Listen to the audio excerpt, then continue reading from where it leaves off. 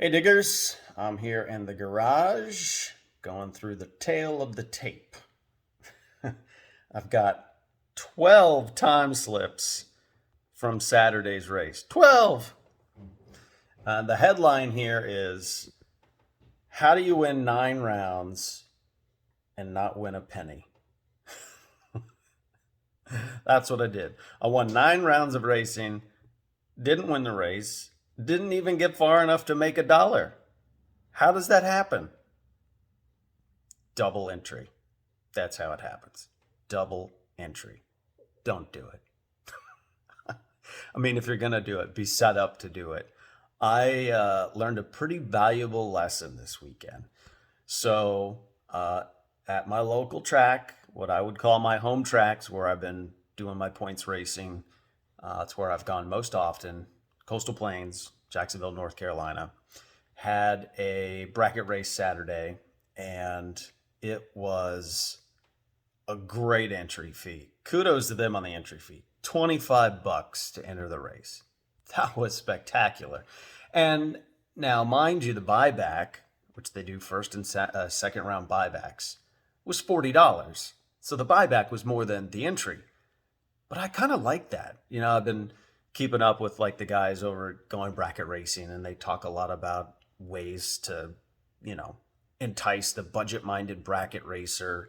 They're always having good discussions about what's a good way to attract entries. And it wasn't like there was an overwhelming amount of entries at the race. It was actually kind of probably the lowest amount of entries I've seen at Coastal Plains this year. And I think part of that is there were other races. I think there was something happening at Galat and maybe Rockingham.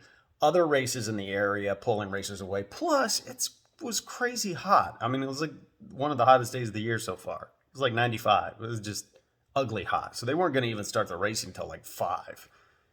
But anyway, $25 entry fee was amazing. And I kind of like the fact that, like, hey, okay, the buyback's 40. You don't want to buy back. I mean, the idea is you want to win and not have to buy back. So that made it even more, like, to me, exciting to want to enter the race for $25 and not have to buy back because the buyback was going to be 40. So, like, the fact that you could get by the first couple of rounds, and if you won, you still were in that race for just $25. I really like that. That's my take on it. It'd be interesting to hear what other folks thought, especially if you were there racing that night. So anyway, I hope they continue that kind of lower entry fee with a standard buyback price. I mean, the $40 buyback was not elevated. It was like the typical buyback price. So that was cool. I mean, it wasn't like they jacked up the buyback, but just the fact the entry was nice and low was cool. But what did that do to me? Well, immediately I thought, I've never double entered. Maybe I should try to double enter. Why not? It's only $25. For $50, I could get 2 entries. And all these other, guys with deep pockets, they're always double entering when the entry fees is 100 plus or whatever. Like, double entry. So I thought it over a bit and I said, yeah, let's try it out. So I doubled, and that was, oh man, I don't think I'll do it again. With running the dragster, I don't have an alternator. I have a radiator, but in a standard size, I would say. It's not oversized. I don't have like one of those Jones remote transmission coolers, I think it is, to help cool your transmission down a little quicker.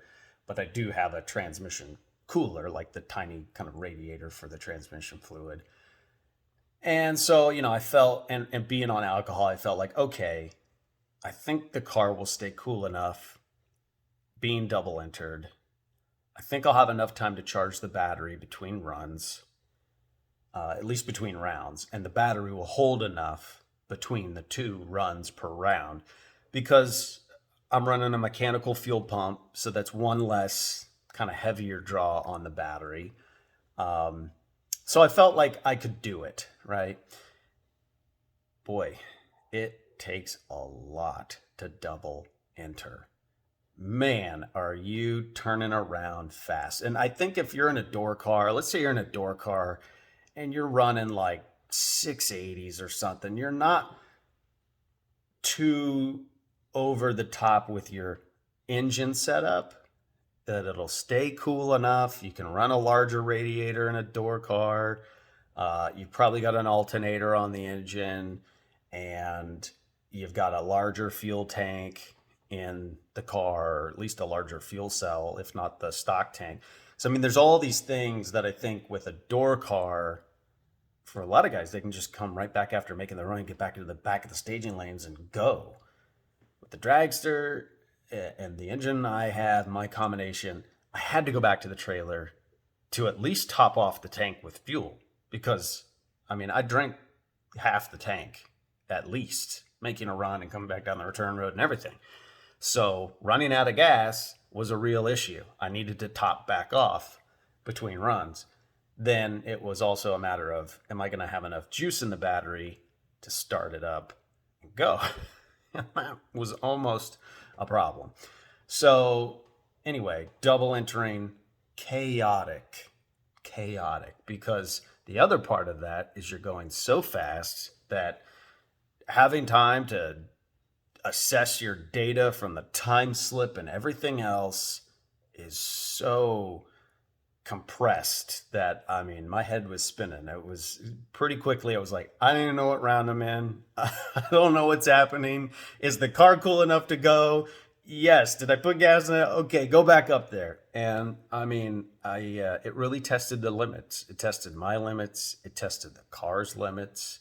And I will say, you know, the car did not fail me.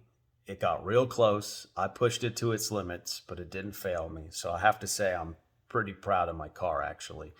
I pushed myself to my limits as, you know, not the most seasoned of racers, you know, seat time wise. So it was a good sort of rewarding time with that, but double entry really will test your limits, especially the first time out. And if you're not built, if you did not purpose build your car to handle double entry on a fast hot lapping kind of thing, then it's going to be tough.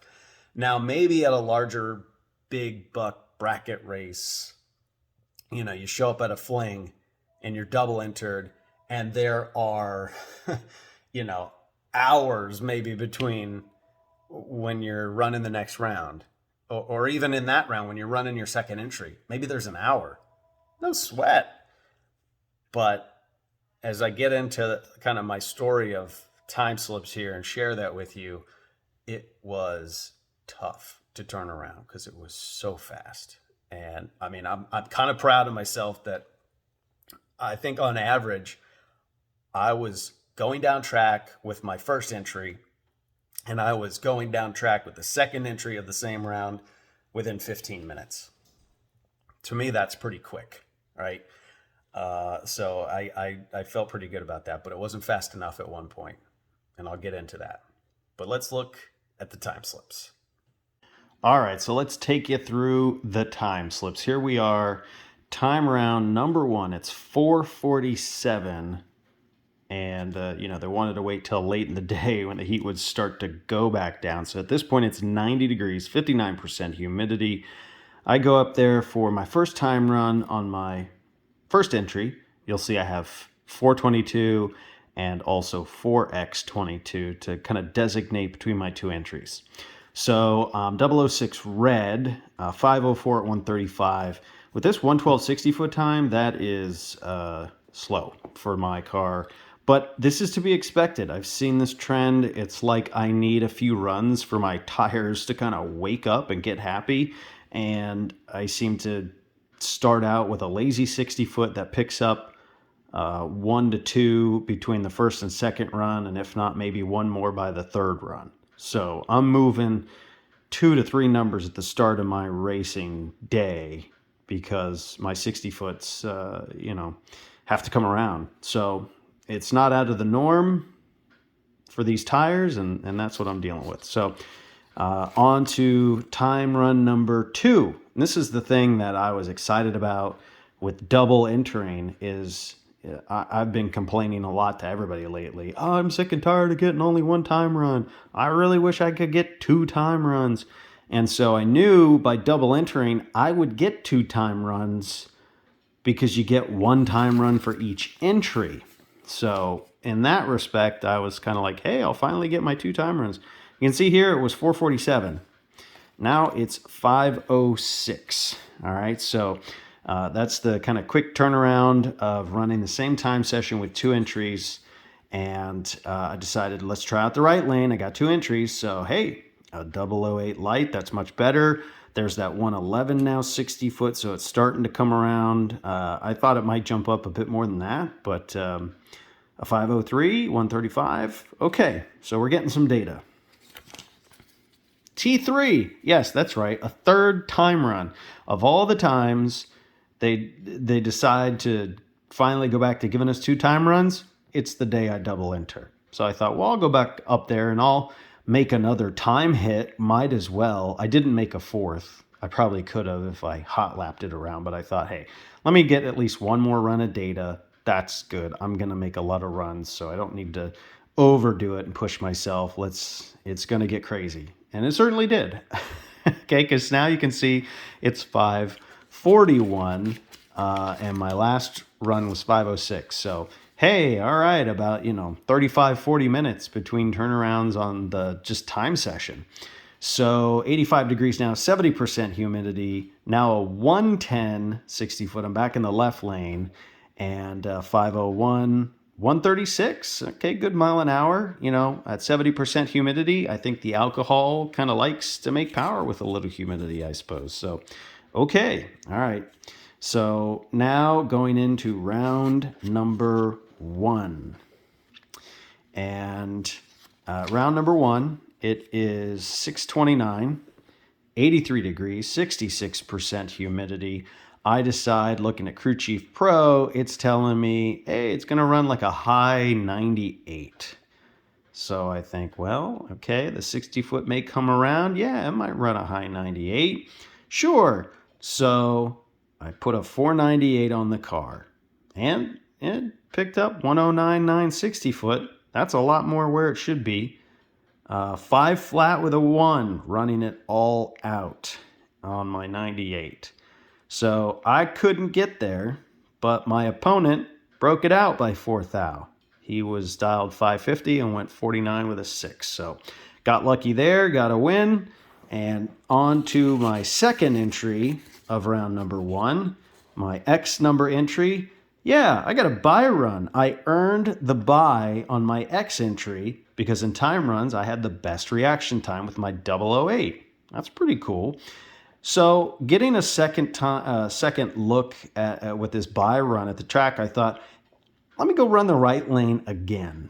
All right, let's see what's going on with the right lane because I might get put over there. So let's get some right lane data. I also took some numbers out of my box and my delay box to see, what maybe if I get a little more aggressive on the tree, what will I do? And so 005 red and 505 with a 6 at 134. That's a little sus, right? A little suspicious. I thought I'd be running something close to a 5 flat to fall off to an 05. Well, you can see I had a 111 60 foot. So from my previous, 1099, almost 110, I fell off quite a bit on the 60 foot. And so I was a little puzzled when I got this time slip. And I thought, I just need to not be in the right lane. It's no good. I'm going to be slow. If I get put over in the right lane later, I need to remember this, that it's going to be slow by like 3 or 5. I mean, yuck, right? So just for future reference, keep that in mind. On to round number 2. So round number 1, last run, 6:46 p.m. Fast forward a few minutes later, it's 7:10 p.m., right? So not a whole lot of time between rounds. But here we are, round number 2. I'm on my 422 entry. And I catch a red light. Guy throws a pretty good red light my way. But I was ready. 001. I like that. I was dialed a 5 flat and went 99 with a 2 at 136. So, that would have been a sweet run for me, right? That would have been something I could have played with and Had a good shot at making that into a win with a good reaction time like that, and my dial being pretty close, right? So happy about that. Now let's go here to round number 2. All right, so round number 2, and I am now on my X number. It's 726. My last run was at 710, right? So right about 15, 16 minutes later, I'm going down track for my second run on round number 2. And decided to drop it down to a 99 because I just went 99 with a 2. So I put a 99 on the car, my 18 light to his 7 light. Got kind of a lucky break here. I mean, he had a better light. He was dialed 644. He went 43 with a 7. I only broke it out by 1 thou, 98 with a 9. So I got that one. Now we're on to round number 3. I'm feeling pretty good. I haven't had to buy back. That's like, I'm always feeling really good. If I can get all the way to round 3, no buybacks, awesome. Because at round 3, buybacks are done and we start eliminating cars. And I've saved myself bucket loads of money. If I would have bought back both rounds on both entries, that'd be what, $190, right? Something, am I doing the math right? Yeah, because it would have been, if you bought back 2 times on each entry, that would be a total of $80 per entry. So 160. There you go. I'm so bad at math. So $160. I thought, hey, yeah, cool. I saved $160. So here I am, round number 3. It's 7:58. We're almost made it to 8 o'clock, but you can see even between rounds, the turnaround time was pretty fast. They didn't have a whole lot of cars for mod and juniors, and it was back to us. So I'm dialed 498 in the left lane again, up against a 606, and I had a 004 light. I was ready. I was feeling good. I was in a good rhythm, and I was really proud of this race, maybe out of all of them, because this race, I really felt I did my job as a driver and also could kind of sense the race. So I let go of the button, and when I left the line, I was trying to be cognizant of all these parts of the race. Leaving the line, did I feel good about the light? Yes, the light felt sharp, right? I'm leaving, and if I'm leaving the line thinking, oh, it's going to turn red, and it doesn't turn red, to me, that's like, yes, okay, it had to have been good light because I thought it was going to go red. So I'm feeling good. I got a good light. I'm coming up on the guy. I'm looking over as I come through and pass him, and I can see that I'm going to catch him, and I can see my nose out in front of him, and I stab the brake right before the light, and I can say to myself, I'm pretty sure I took that stripe, and I'm pretty sure I won that race. Mind you, the win lights are not working, so you don't know till you get your time slip, because they had a lightning strike take out their time clocks or their boards. So you didn't know if you won until you got your time slip. But that was really, I thought, advantageous to me because I was forced to kind of run the race in my head at the moment and say, what was it going to be when I got the time slip? So here we are, 498 dial, 5 flat, scrubbing off, a good 4, or maybe not quite 4, like 3 mile an hour, 3 to 2 mile an hour, stabbing the brake right at the end, shaved it off to a 5 flat with a 7. Probably would have been a 99 is my guess. A low 99 is maybe what it was on. So we're on to the next round. Wait a minute. Are we on to the next round? Round 3, round 2. Wait a minute. I'm missing an entry, right? Well, no, because I earned the bye with my 422 number in the previous round with my sharp 001 light. Okay, so you can only ever earn 1 buy run per night. But the first buy run in round number 1, I earned on this X number. Yeah, so I had earned another buy run on my 422 number.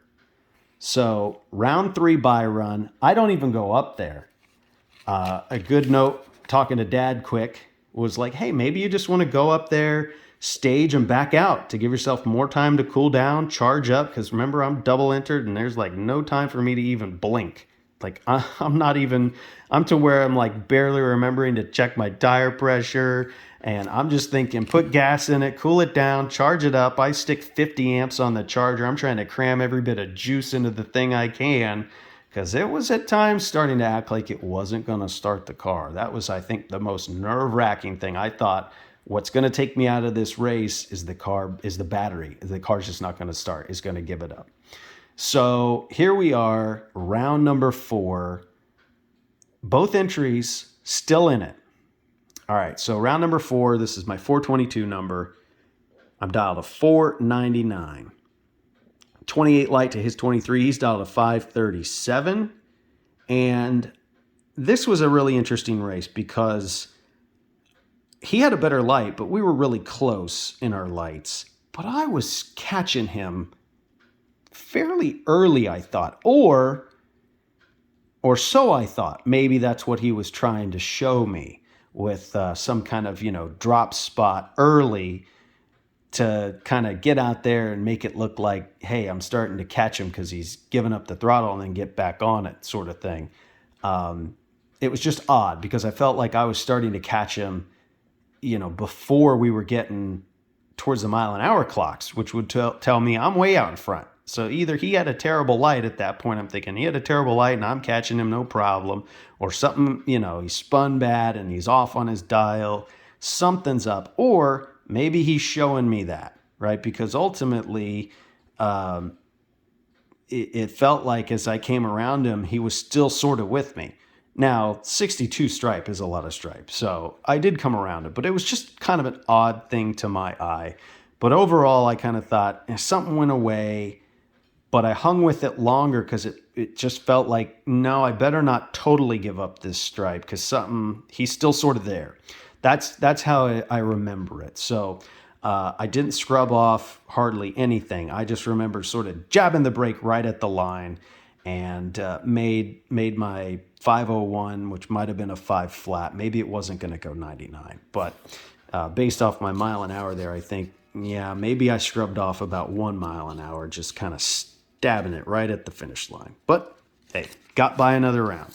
Round number 4, entry number 2. So it was 8:32. It's now 8:44. Okay? Yeah, that's not even 15 minutes. I am getting back to the trailer, and I'm putting gas in the car. I'm putting the charger at 50 amps on it. I'm not ever shutting the power off because I need the fan to run and the water pump to run.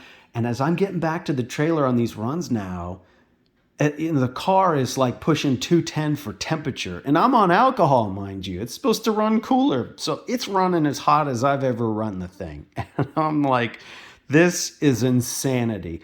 I've got no time to look at data with like Crew Chief Pro or anything like that. I'm just doing my best to jot down like some numbers for later in terms of like weather conditions here on my slip. It's just chaotic as all get out. And so I get back around, get back in the lanes, and the last person sitting up there was the buy run if there was an odd number of cars, which there wasn't because of my double entry. So I am going to run the person who was waiting to see if there was a buy. So I pull up, and because they did have the buy, they at least got lane choice. So they put me in the right lane.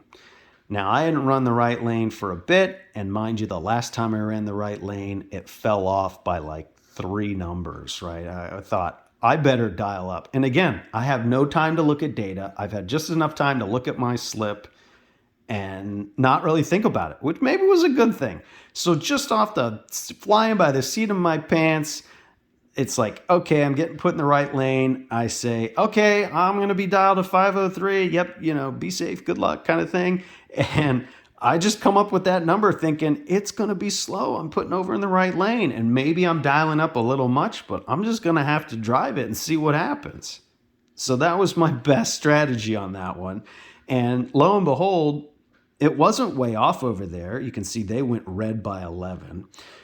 It wasn't real slow over there this time. So at least I got good data now from the right lane to say, hey, it's finally come around pretty much on par with the left lane. So that was kind of a wild moment. Now we go from round 4 into round 5. Here I am with my X entry. Round number 5, okay?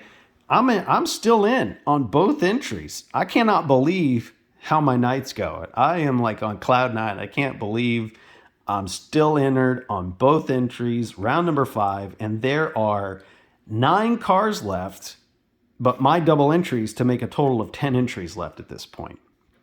So I go up there, guy throws 22 red at me, I dialed 99, and holy buckets, a high 97, almost a 98. So I was a little shocked by that, but I had a 1:08.7 60-foot time, the best of the night.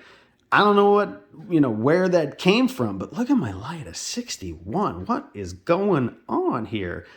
I don't know if that was me just falling off or if I staged different, but that was a bit of a shock when I saw how bad my light was. I don't remember it feeling that bad. But at this point too, and I'll have to do a little more research, I wonder if a trans brake solenoid can get lazy when you start getting low on power, because at this point, the car is dangerously close to not wanting to turn over and start when I go to fire the car to pull into the water box, right? So yeah, I don't know, but 97.8, that's pretty quick, high mile an hour. I get lucky with a red light win. So round number 5, it's 9:05, and I go back to the trailer, pull around, and you can see this is round 6. Where's my other entry for round 5?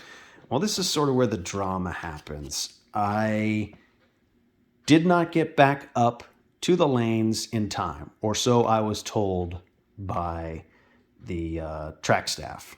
I did go back up there. I would say I gave myself about 10 minutes total of getting back to my trailer, putting gas in the car, putting it on the charger for that short amount of time while I sat there and let it cool for a bit, and then hopped back in the car. The car was still at like 180. I mean, like, that's hot. That's like, I'm done my burnout and I'm ready to leave. Like, that's even a little hot, or right about where I would be for making a run. So it's at 180, and I'm like, God, I got to get up there and run. So I go up there, and there's no top cars. There's a couple mod cars waiting to run. And it's like, what's that all about? Well, it turns out that there were 9 physical cars left in the previous round, but 10 entries, okay? And because I had both my entries in, I made up number 9 and number 10. Well, because there were 9 cars, the track ended up running the bye for that round. Instead of saying, hey, you don't have the bye, you have to race the other guy's second entry, he'll be back around. Basically, long and the short of a discussion about that was, the rules say you got to run when they say you got to run. There isn't any kind of courtesy on how much time they're going to allot for double entries. And if you double enter, that's it. So lesson be learned there. If you're double entered, you better be able to, especially if you carry entries that deep into that few of cars, you better be able to just get right back into the staging lanes to run before they run out the round, because they'll run it out without you. That's what they did. And they basically said, I had to eat it and I lost that entry. So that really burned me at the time. I was not too happy about it. Long story short, folks at the track did something for me to kind of make it right, which I really do appreciate. So, I'm not leaving the whole thing hurt real bad about it, but I felt like, man, I've won every round of racing tonight, hustling, drenched in sweat, and just spinning like a top and not losing a round. And I lose an entry just because I couldn't get back up here. And it wasn't like I couldn't get back up there because the car wouldn't start. It was just I didn't get back around fast enough. So that really burned me. I was like, man, if I'm going to lose one of my entries, at least let me lose it on the track. Anyway, I'm still in with this 4X entry for round number 6, 9:41. And at this point, there are 5 cars left. And I end up getting paired up with the guy I should have run the previous round, had they not let him give him the bye. And, to his credit, he had even said, hey, if we knew you were still around and going to come up and run, we would have waited for you. And, to me, that's pretty honorable in the racing world. Like, yeah, you want to race, we're going to race. We'd rather have a race than not be able to, get a win on not having a run. But so good on them, I thought, and I was appreciative of that sentiment anyway. So here we go. We did get to run our race, and man, did he spank me.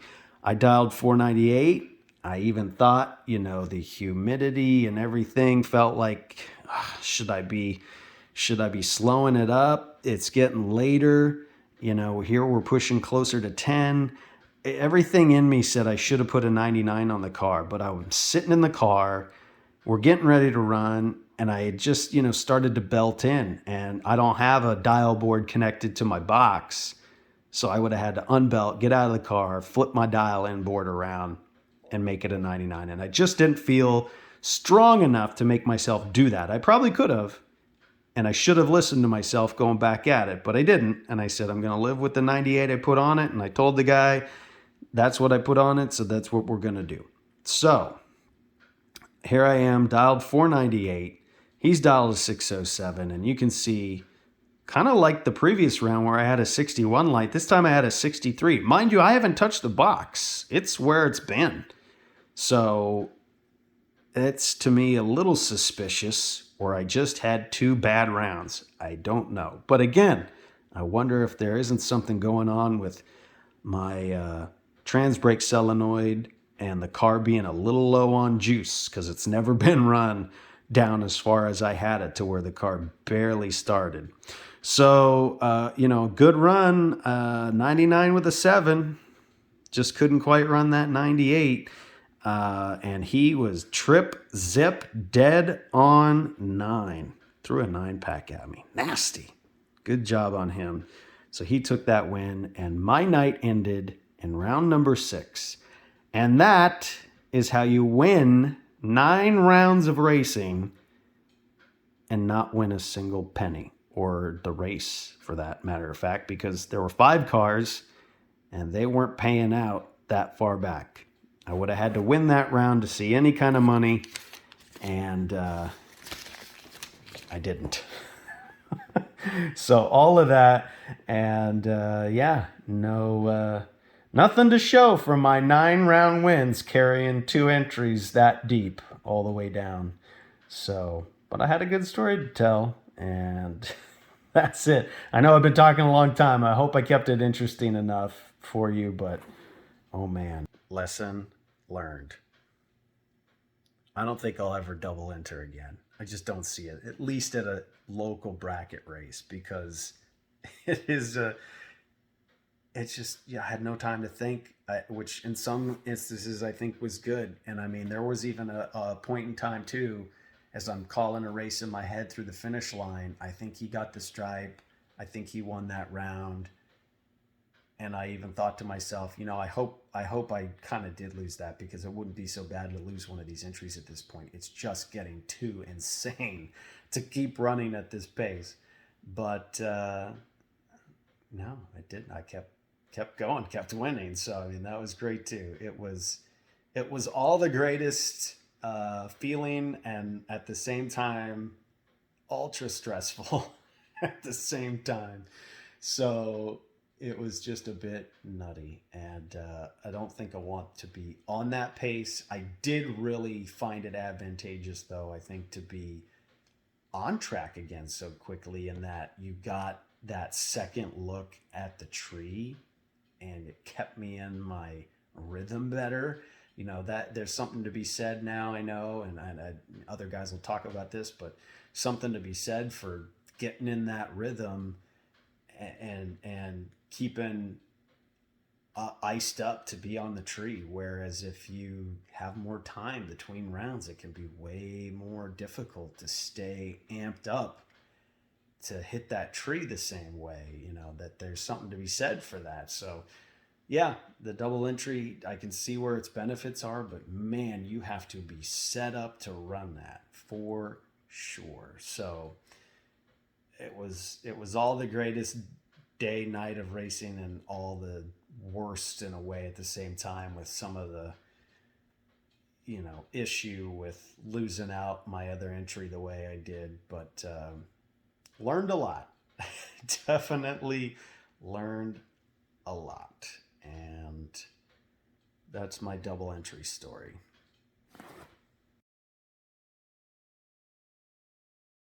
This has been a fun project.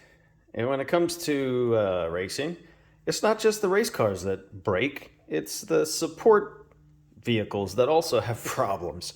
This is a rotor unit out of my generator RV. It spins inside a stator. I think that's how it goes. This is the rotor, and then the thing around it that it spins inside of is the stator.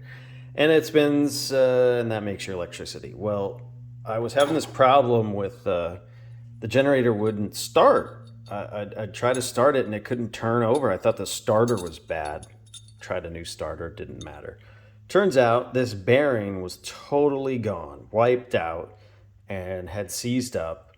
And this inner one had welded itself to that shaft. I had to cut it and pry it off of there, but I did get it off. These bearings are like $13. I'm getting a new Timken one. It's ordered for like $13, $14. So I'll put that one back on there, put the whole thing back together, and pray that fixes it, because the generator that I have in my RV, if you've ever looked up an RV generator specific to go in it, like an RV or trailer, they're really expensive. Like a brand new one's like $7,000, and a used one is like $2,000. So I'm hoping that for $15 I can fix it.